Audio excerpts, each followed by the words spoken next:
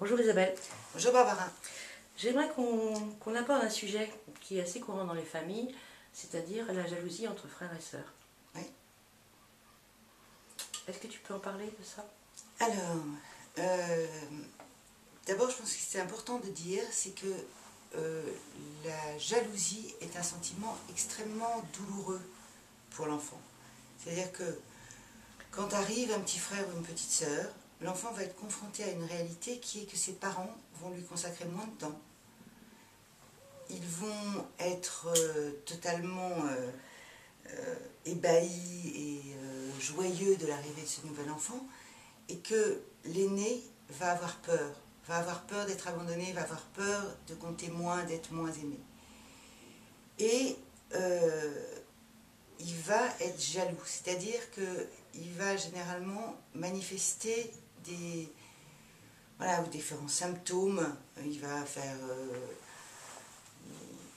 va se mettre à faire le clown et même faire des bêtises au moment où la mère sera en train de donner le biberon aux plus jeunes. Voilà, il va avoir un certain nombre de comportements que le parent va identifier comme c'est de la jalousie.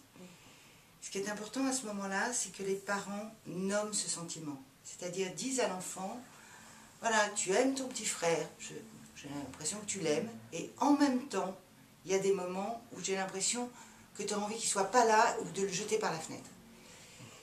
Et l'enfant, déjà, il va être rassuré que les parents le comprennent. Et si les parents lui disent, et ça s'appelle être jaloux, et c'est pas grave, c'est normal, c'est douloureux, mais voilà, c'est normal. Pour l'enfant, ça va être très structurant, ça va l'aider à accepter de vivre cette émotion difficile et douloureuse. Alors bien sûr qu'il y a à le rassurer sur on t'aime et sur continuer à lui donner de la place.